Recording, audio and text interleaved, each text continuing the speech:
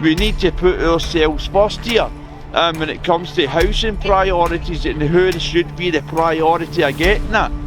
So we're going to go up here and we're going to talk to a few of the people here and try and get their input on what's happening with the housing in Scotland. So let's go up. So what does your organisation think about the overwhelming of the government opening up the borders to accommodate other people from other countries? Do you think that adds to the housing crisis? No, we think that everyone is struggling. Like whether you're from here or not from here, you're all looking for a home that just doesn't exist. She says no. And I thought, well, to say no is really very intelligent, is it? Because this is the effects. We've got a tent here, bang right in the middle of Glasgow. We've got a 2mm blue spike sitting at a pillar here. A vein could run up here, there's plenty of veins that run about here. We've got this guy's contact details to contact him, and he swears by oath that he can get a person such as yourself off the streets and into rehab within 3 weeks. That's good, mate. Does that sound good to you? Definitely. Can you give us a wee update what's been happening since we've seen you last? Well, since we've seen you last, a wee bit more hassle with the law.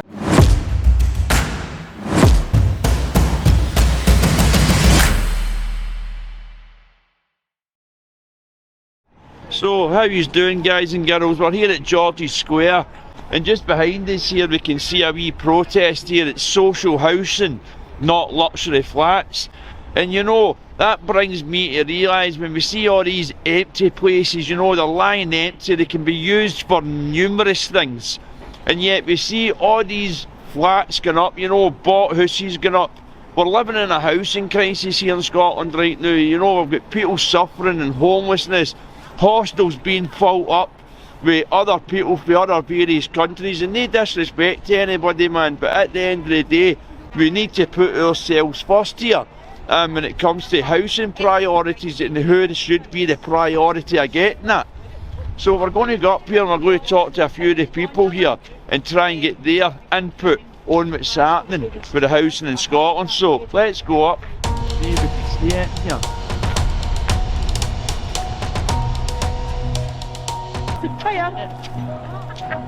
Okay, so what we're doing.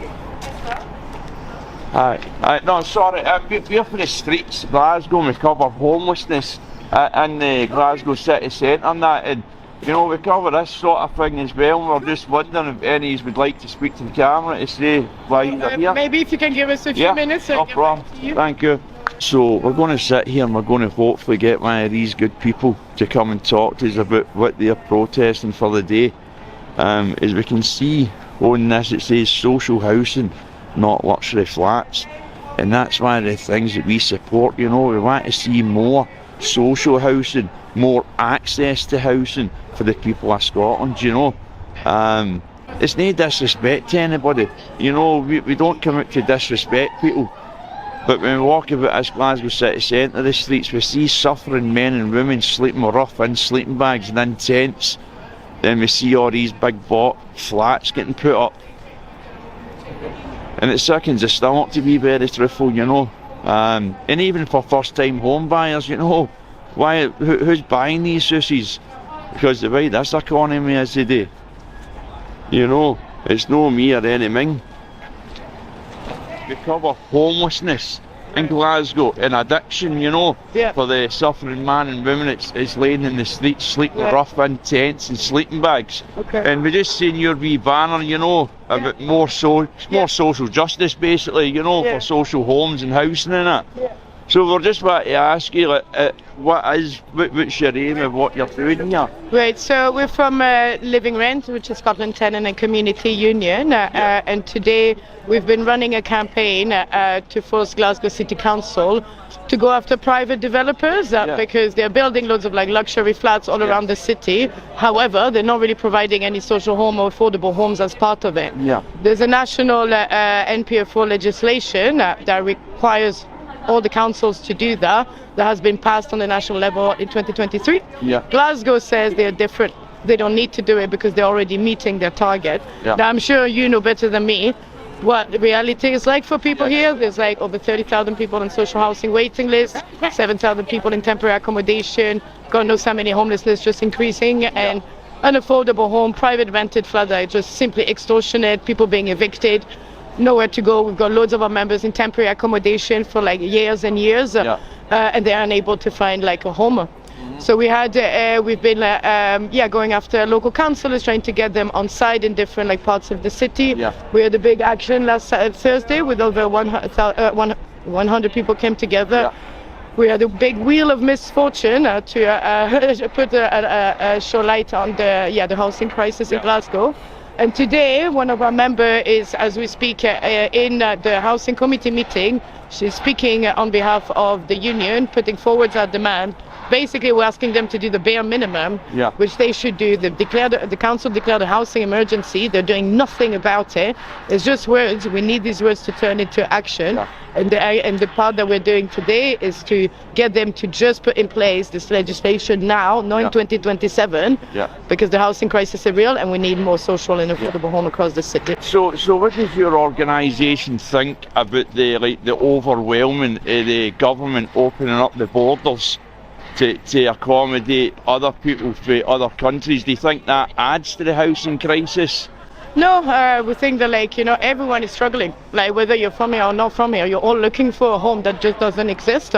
So there is enough homes. There's enough things being built. It's just not built for the people of Glasgow, right? Or for the people that live here. It's built for the rich basically that can afford it.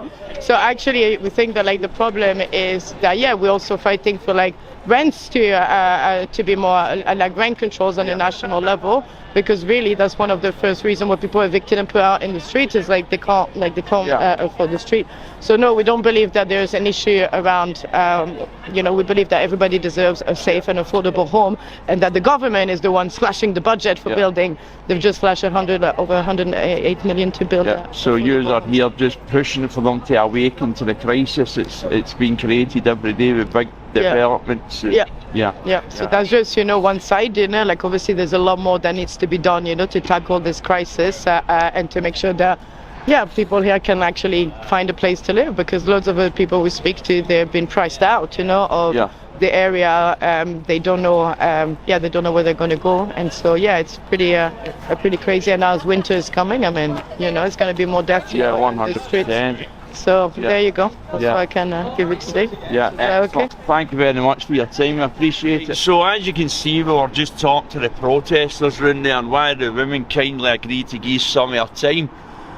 One of the most crucial things that I asked that lady was, I says, do you think our government opening up our borders and letting everybody in, do you think that adds to the pressure on the city councils? And do you think that adds to the pressure of the housing crisis? And she says no. And I thought, well, to say no isn't really very intelligent, is it? Because to say no, that us opening up our borders and letting everybody in doesn't create hassle within Glasgow, within Scotland as a whole. Well, it does, and the streets are here to say it does. And that's the beautiful thing about being human and having the privilege of freedom of speech. I can disagree with that woman. Doesn't mean I hate her. Doesn't mean I dislike her. Doesn't mean I'm against her because she's from France. It doesn't. It means I'm a human being that can have that opinion to disagree. It doesn't make me anything but a human being. I love Scotland. I see the people of Scotland suffering today. Every time the streets is in this Glasgow city centre, we see suffering daily, People lying lifeless. No home to go to. No hostel to go to, by the way, because every hostel is full to the brim. And you're not seeing Tam and Joe in the hostels, You're seeing all different ethnics. And again, no disrespect. There's not one disrespect in this heart or this voice when it comes to other people from other countries. But what this heart does feel is we must put our people first. And there's no hatred in me saying that. There's love for my country and there's love for my fellow man. And we need to come to a point to realise and to tell these governments, that opening up our borders and flooding our country not giving our sons and daughters the chance to get a house within their community, near their family, because that house has been prioritised for somebody else for another country. We say at the streets, it's time to stop this, you know. And we reach out to you, Keir Starmer, you know, our latest Prime Minister. And we reach out to you in a peaceful, compassionate way to say, look, we're no racists. We just love our country and we love our fellows in our countries, you know. And we've got utmost respect for other people in other countries. We've got understanding of the war-torn situations in some countries. You want to come to this country legal with your passport and go through the proper procedure, then we're for that, you know. It's a hard subject for me to talk about because I suffered on these streets for a long, long time. And now I'm back and I see friends sleeping rough in the street because they can't access the hostel room for the night because they're full. This comes from the heart, this message, you know. Doesn't come from a place of hatred, as I said before. I love all human life. All life matters to me, not just one life. All life, all souls matter to me. But my country and the people in my country matter to me. You know, they're in my heart, they're part of my blood. So I just want to say it's time to stop this, man. You know, we ask a woman who's running there protesting about social justice and social housing, and then I ask her that question, you know. Do you think us letting everybody into this country impacts that? She says no. And I thought, you know, saying no is like, it's the wrong thing to say, innit? No. Because it's quite evidently clear that it is a problem. And it's a problem with our government. And the streets are asking our government, along with millions of other voices, let's do something about this.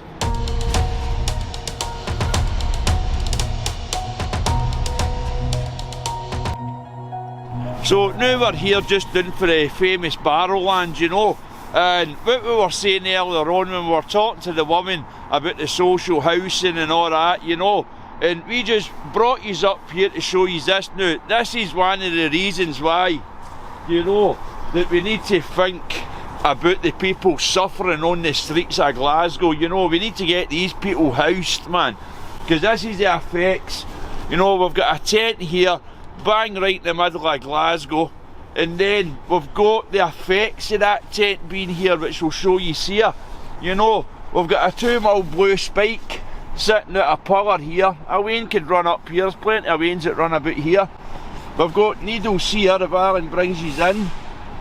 We've got a 1mm here and a 2mm there. And you know, this is the dangers, you know, now. Still suffering addicts and homeless people, you know. This is what's happening. Out the streets, sleeping rough, they can't get into hostels. They go to a hostel, they get told there's no rooms because the hostels are jam-packed, you know, with other people from other countries. And then their only resort is to go get a tent and pitch it up.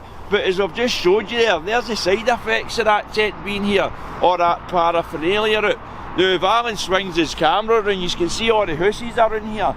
And you know, when I've been walking through here, you know, you see children down here playing dog walkers, things like that. So this person in this tent is a suffering addict, you know, homeless, you know what I mean, powerless and their life unmanageable. But the attempts this person's made to get a hostel room in a safe place has been rejected because all the places are prioritised for other people that are not of this country, you know. So that's what the streets are doing. That's the light we're shining also. And this is inside the tent here, you know, as Alan zoom in, you've got bits of tin foil there, things like that, but this is the way a human being is sleeping. Now, that stuff there, we felt earlier on, the gloves off, soaking wet in there, it's soaking wet. So it's somebody's mental health, their emotional health, and their well-being, you know, being in that tent. As you know, anybody that slept rough in the streets, pneumonia, all these ailments that we can get pulled through for. So that human being sleeping in this tent at night and they can't get a room because, as I said earlier, everything's full because unfortunately the people of the UK are not a priority.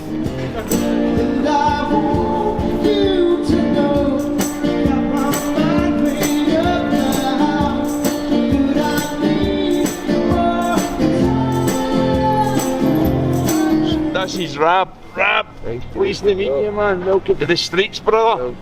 So Rab, we were just asking you there off camera to make sure you were alright, get on camera and things like that, 'cause that's what we at the streets like today, make sure you're safe at doing this.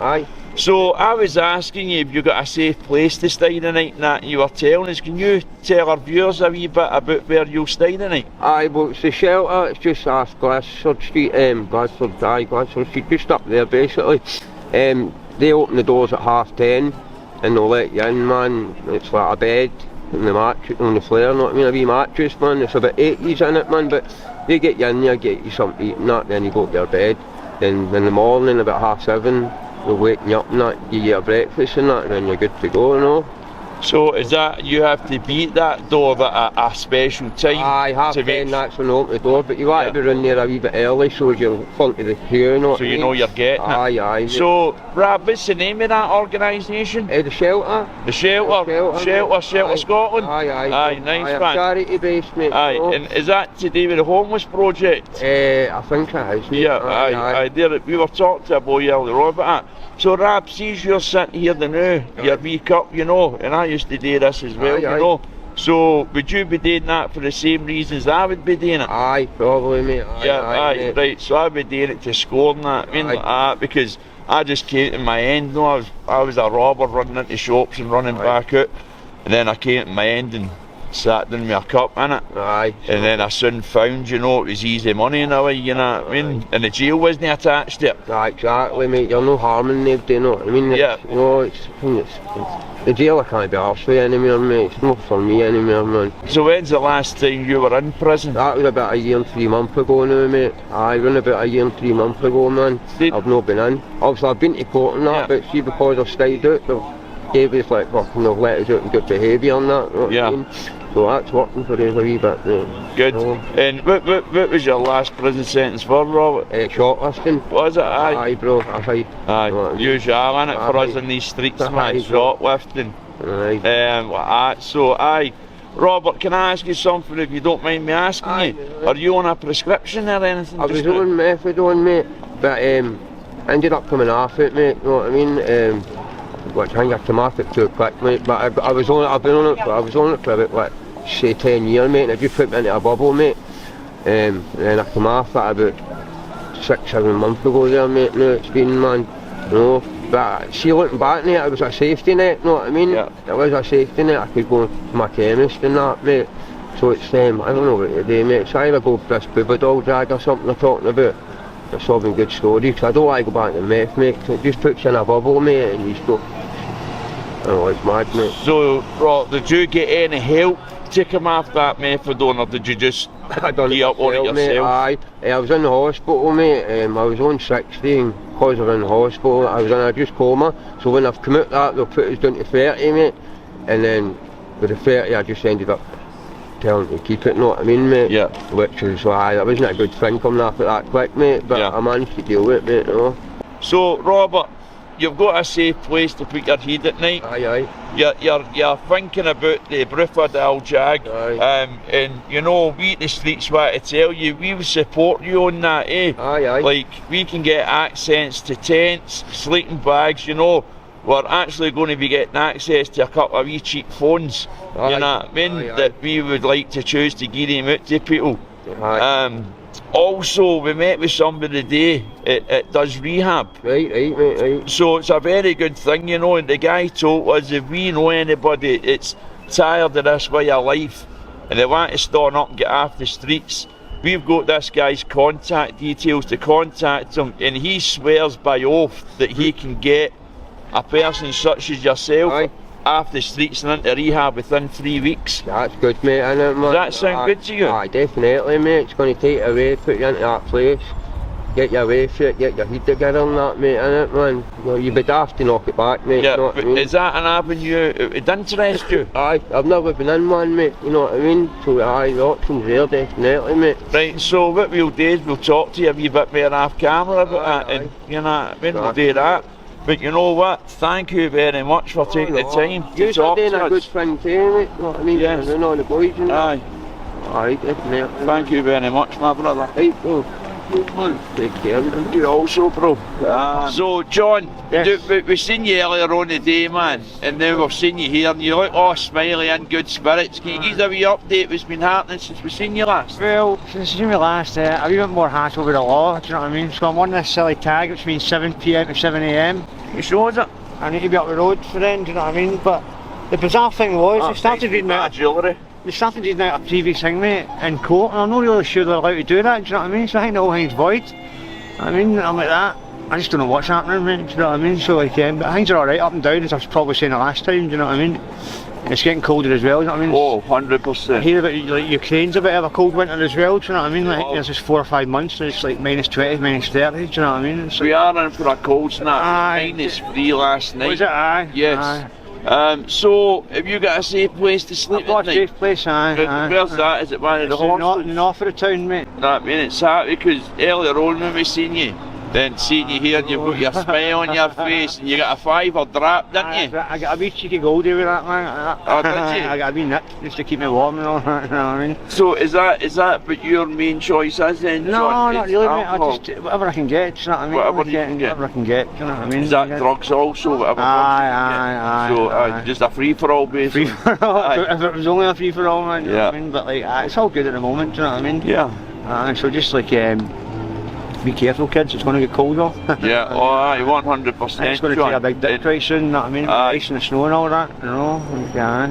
Definitely, man. It's going to be really cold, man. And that's what, as you know, that's what me and Aldo do in the streets. You know, we go about, we've got sleeping bags to give you, Aye. gloves, hand warmers, Aye, no so tents, things all like that. all that stuff is invaluable, do you know what I mean? Yeah, man? aye, It really helps so definitely. much, do you know what I mean? Yeah. Because when it gets like that -10, -15, you're like, you can't even move, do you know what I mean? No, you cannot, No, man. you can't, Nah, but- I mean, like, we were just talking to a boy there, and the boy's sitting freezing, Aye, you know what I all mean? that, aye. But we gave him a Good couple of stuff. hand warmers Good- and that, good you know what I stuff, mean? mate, Just something, you know what I mean? Aye, To it makes keep it does make a difference, you know what Yes, I mean? 100% Aye, movement it as does. well, do you know what I mean? But Aye. like, it's like, we're all part animal, aren't we, do you know what I mean? So it's like, how much can you expend on movement and all that when you've not got much in the tank and all that? But it's relative, innit? We can't move and the cup's empty, can Fair we? enough, mate. Fair You enough, know. mate, you know what I mean? John, it's been really great speaking to you, man. Brilliant to see you, 100%, mate. man. Brilliant to see you, my brother. It's just good to have these wee conversations, Aye, isn't hopefully I'll it? see you next month, mate. Aye, definitely, my brother, man. We'll always come round for your updates, you know what I mean? Right, John, you Guys, take care, my good to see you, brother, guys. right?